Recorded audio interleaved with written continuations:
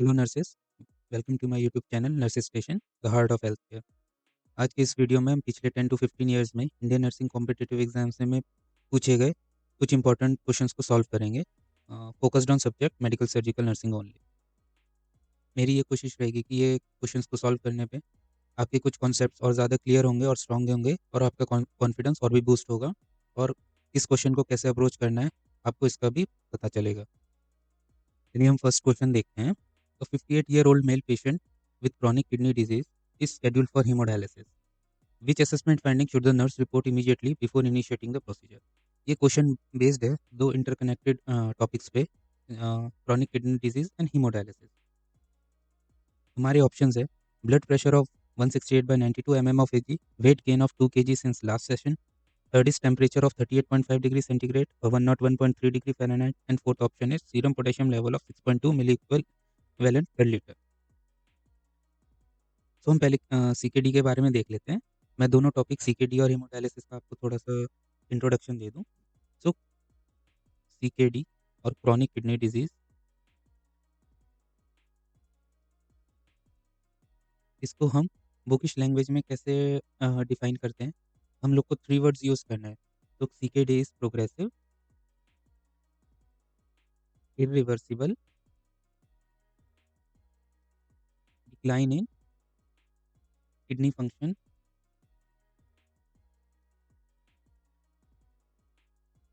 Lasting more then और equal to 3 months. ठीक है, इसमें हमें 3 वर्ड पे फ़ोकस करना है डिफाइन करते वक़्त, progressive, irreversible and lasting more than 3 months. और क्लिनिकल इसकी डेफिनेशन है, सीकेडी की क्लिनिकल डेफिनेशन होती है, अगर आपका eGFR is less than 60 ml per minute, तो eGFR is estimated glomerular filtration rate. अगर ये आपका 60 ml पर मिनट या उससे कम है और मोर देन और इक्वल टू 3 मंथ्स, तो हम उसको सीकेडी कहते हैं। अच्छा, जो भी सीकेडी के पेशेंट्स होते हैं, ये कुछ कार्डिनल सिम्पटम्स के साथ प्रेज़ेंट होते हैं आपके पास। कार्डिनल सिम्पटम्स मीन ऐसे सिम्पटम्स जो पर्टिकुलरली सब पेशेंट्स में, सीकेडी के सब पेशेंट्स में देखने के लिए मिलते हैं। तो हम ये देख लेते हैं इसके कार्डिनल सिम्पटम्स क्या होते हैं और क्यों होते हैं। So there are 5 cardinal symptoms. First one is hypertension. Uh, अब जैसे आपको पता है, बताया मैंने, chronic kidney disease is decline in kidney function. तो हाइपरटेंशन कैसे होता है? अगर किडनी का फंक्शन क्या है? फ़िल्टर आउट करना, टॉक्सिन्स एंड एक्सेसिव फ्लूइड को फ़िल्टर आउट करना है। लेकिन अगर किडनी के फंक्शन में डिक्लाइन है, वो अच्छे से काम नहीं कर रही है, so toxins and uh, other substances like water, ये सब रिटेंशन होता है। तो हाइपरटेंशन किसके रिटेंशन से होता है? Sodium and fluid retention can cause hypertension. Second one is electrolyte imbalance.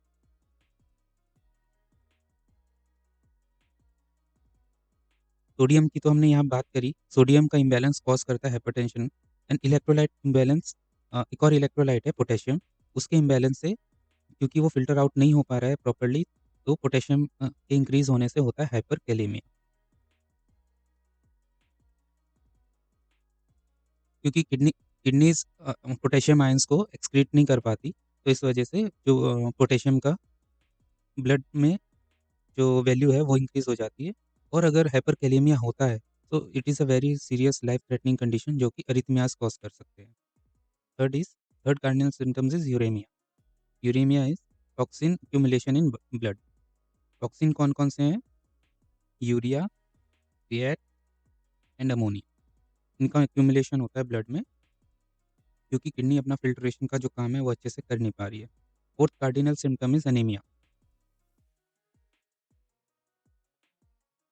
जो हमारी किडनी में एक इम्पोर्टेंट प्रोटीन होता है जिसका नाम होता है इरिथ्रोपोइटिन। तो जो रिस्पॉन्सिबल होता है ब्लड फॉर्मेशन में, क्योंकि सीकेडी के पेशेंट्स में जैसे बताया कि किडनी फंक्शन डिक्लाइन हो चुका है, तो इरिथ्रोपोइटिन ये बनना बंद हो जाता है, जो कि अनीमिया कॉज़ करता है।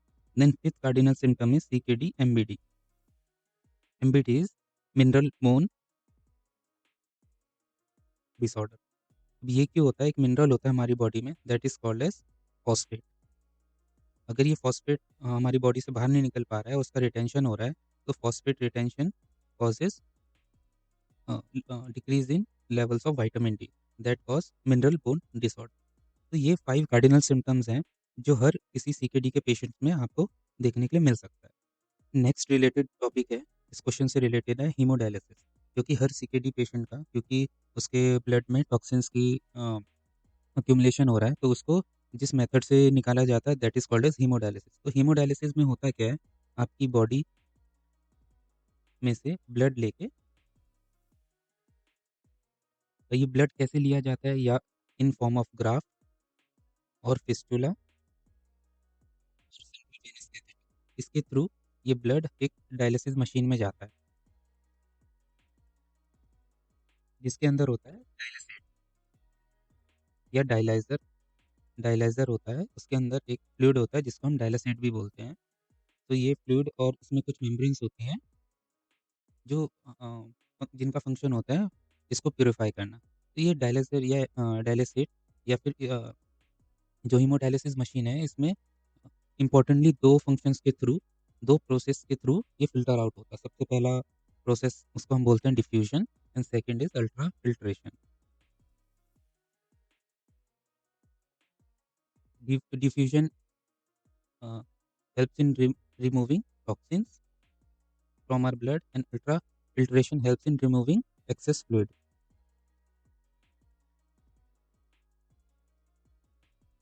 So इन दो मेथड डिफ्यूजन एंड अल्ट्राफिल्ट्रेशन जो कि एमएसडी के अंदर होते हैं, इससे हेल्प मिलता है, इससे हमारे ब्लड का प्यूरिफिकेशन होता है। सो इसके हम देख लेते हैं indications.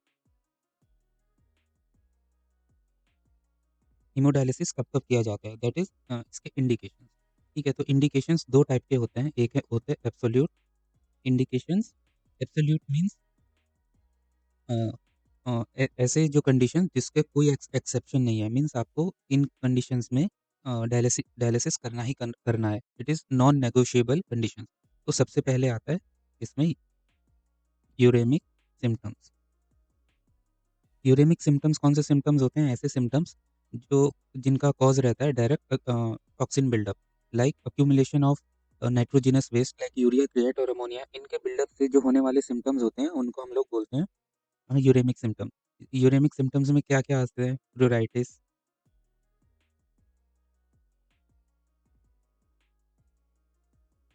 Pruritus, metallic test,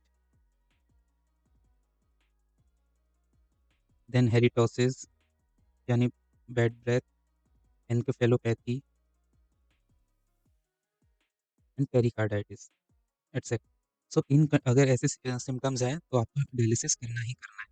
second is hyperkalaemia. Hyperkalaemia is an absolute indication for dialysis, क्योंकि हाइपरकैलेमिया मैंने बताया, हाइपरकैलेमिया का नॉर्मल वैल्यू हमारे ब्लड में 3.5 टू 5.0 होता है। तो अगर मोर देन 6.5 आ रहा है, तो it is a clear indication और absolute indication for hemodialysis. And third absolute indication is metabolic acidosis. Fourth is fluid overload. जैसा मैंने बताया कि अल्ट्राफिल्ट्रेशन के मेथड से एक्सेस फ्लूइड रिमूव होता है। एक्सेस फ्लूइड के रहने से हाइपरटेंशन होता है। So removing excess fluid is an absolute indication of hemodialysis. Then there are relative indications also. Relative का मीनिंग यहाँ पर टर्म है नेगोशिएबल या विद कंडीशंस, मीन्स फ्लेक्सिबल है। अगर प्रोज एंड कॉन्स, अगर प्रोज ज़्यादा है और कॉन्स कम है, तो आप इन कंडीशंस में भी डायलिसिस कर सकते हो। तो रिलेटिव इंडिकेशंस आर, अगर पेशेंट का EGFR less than 10 ml per minute है, तो आप हीमोडायलिसिस कर सकते हैं। भले ये सिम्पटम है या नहीं हो, तो भी आप ये रिलेटिव इंडिकेशन है। Then there are some contraindications. Contraindications means कब आपको डायलिसिस नहीं करना है।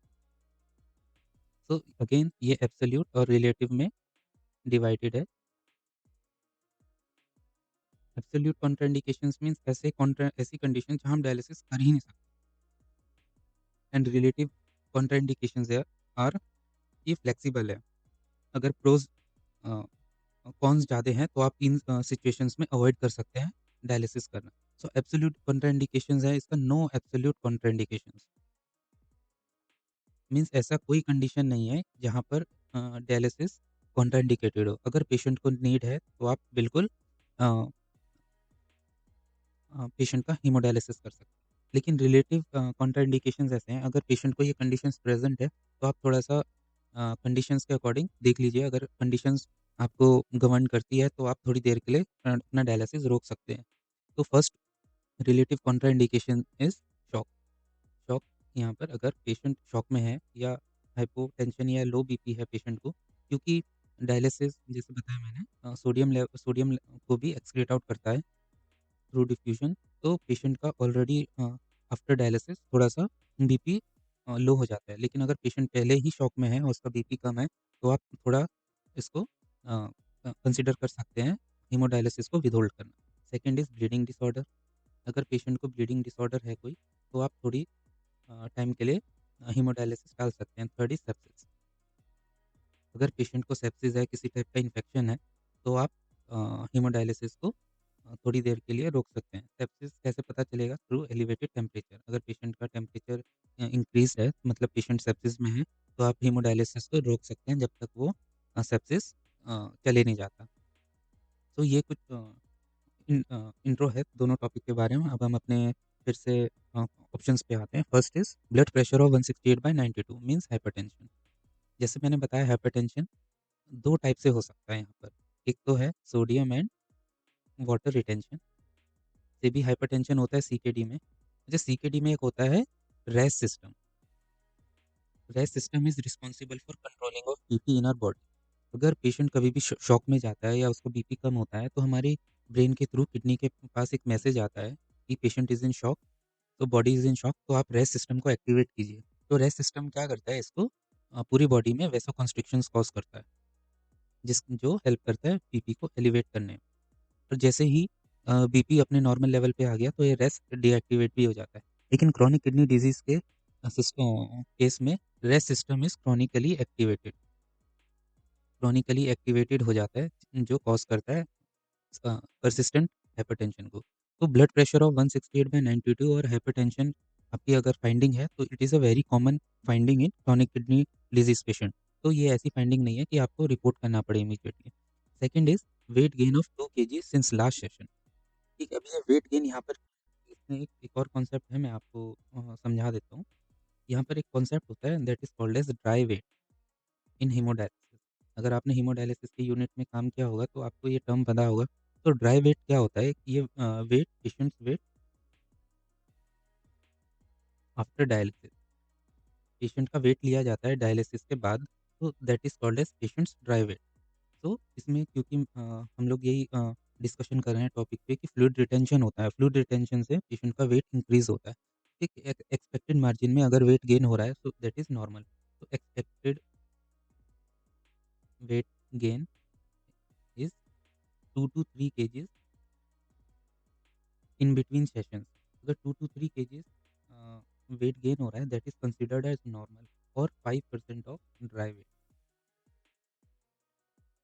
ड्राई वेट का 5% up to 5% is considered normal. 2 to 3 KGs is also considered normal. अगर मैं एग्ज़ाम्पल बताऊँ, अगर 50 केजी किसी का वेट है, किसी पेशेंट का वेट है, तो 1 टू 1.5 केजी अगर हर सेशन के बाद उसका वेट इंक्रीज़ हो रहा है, that is considered as normal.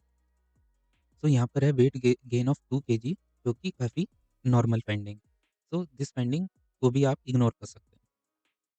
Third is temperature of 38.5 और 101 degree Fahrenheit means patient is in sepsis. मैंने जैसे आपको बताया, sepsis is an relative contraindication of dialysis.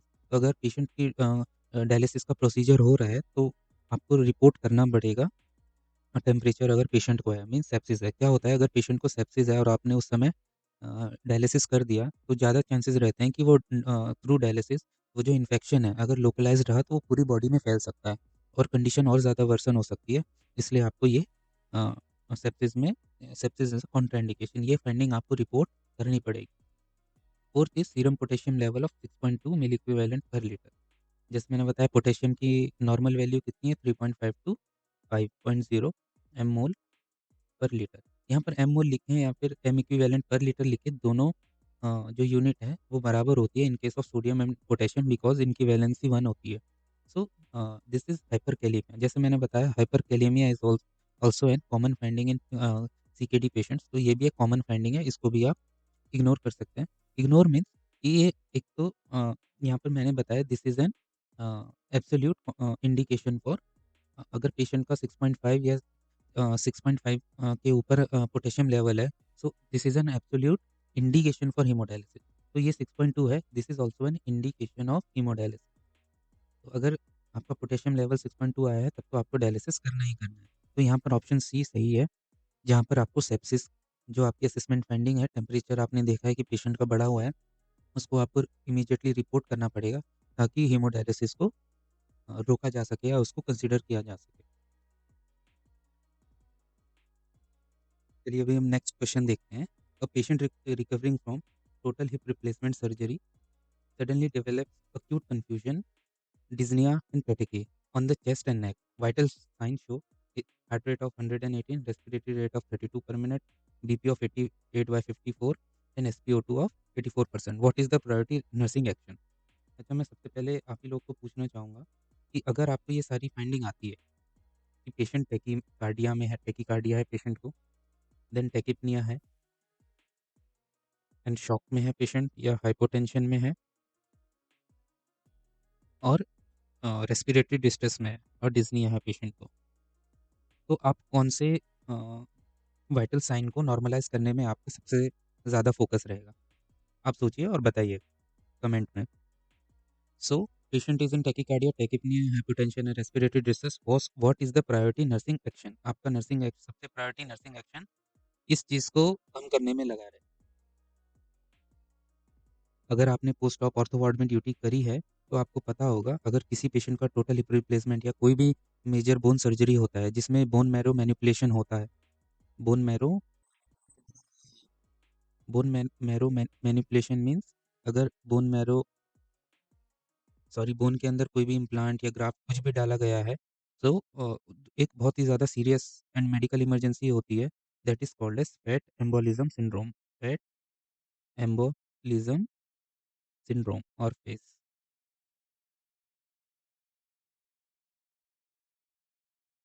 तो ये फैट एम्बोलिज्म सिंड्रोम मीन्स क्या होता है? जब किसी सर्जरीज़ में मेजर सर्जरीज़ में बोन मैरो का मैनिपुलेशन होता है, तो फैट ग्लोब्यूल्स हमारे सिस्टमिक सर्कुलेशन में एंटर हो जाते हैं, और वो कहीं पर भी लॉज हो सकते हैं और they can cause serious medical conditions.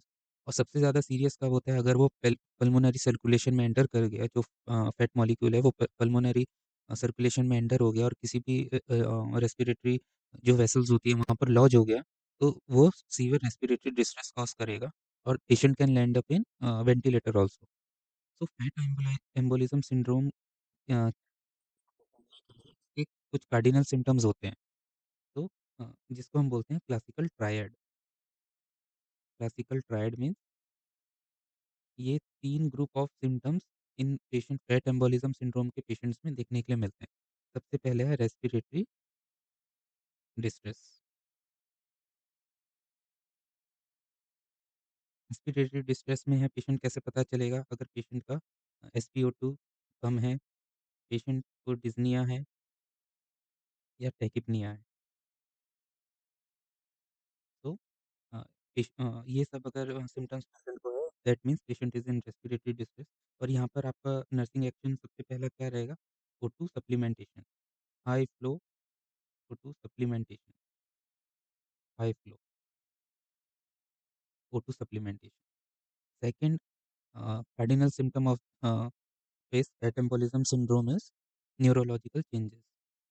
Neurological changes.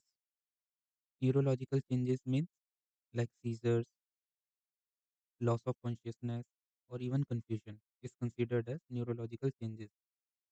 तो अगर ये सब सिम्टम दिख रहे हैं मीन्स ये क्लासिकल ट्रायड का सेकंड सेकंड ऑप्शन है। न्यूरोलॉजिकल चेंजेस पेशेंट को अगर दिख रहे हैं, तो you can suspect it directly as fat embolism syndrome. Third is petechial rash,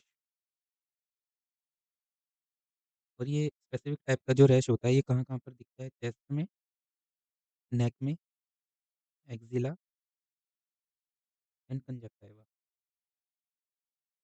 तो अगर rash chest, neck and axilla, conjunctiva इन इन जगह दिख रहा है, सो और बोन मैरो सर्जरी के बाद दिख रहा है एंड इन एडिशन उसको respiratory symptoms and neurological symptoms भी है।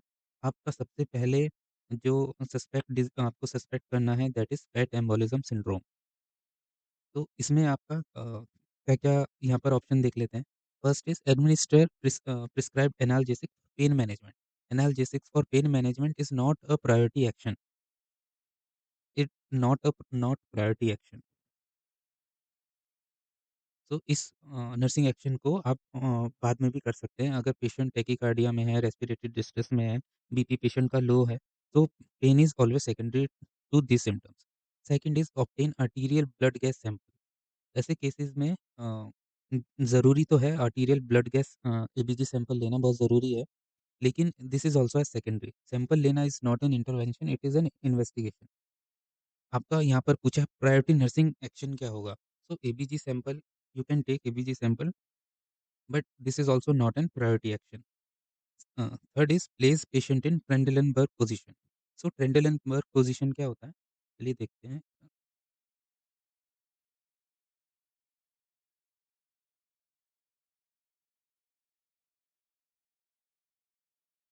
तो this is an head low position. ये अगर बेड लेवल है and this is an head low position up to 15 to 30 degrees patient का हेड लो किया जाता है एंड लेग्स अप किया जाता है that is called as Trendelenburg position. ठीक है, तो ये ट्रेंडलेनबर्ग पोज़ीशन कब-कब दिया जाता है? What are indications for Trendelenburg position? सबसे ज़्यादा ये ट्रेंडलेनबर्ग पोज़ीशन यूज़ किया जाता है गायनिक सर्जरीज़ में,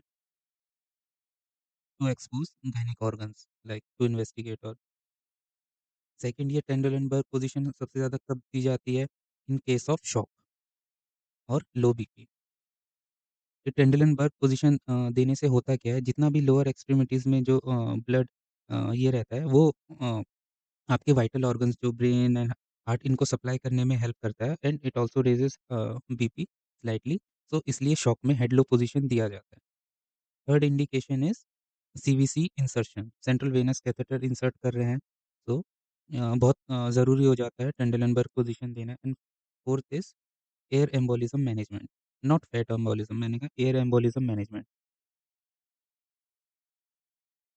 air embolism and fat embolism में डिफरेंस इन नोमेनक्लेचर पता चल रहा है कि फैट एम्बोलिज़्म में फैट मॉलिक्यूल्स लॉज़ हो जाते हैं हमारे ब्लड वेसल्स में और एयर एम्बोलिज़्म में एयर लॉज़ हो जाता है।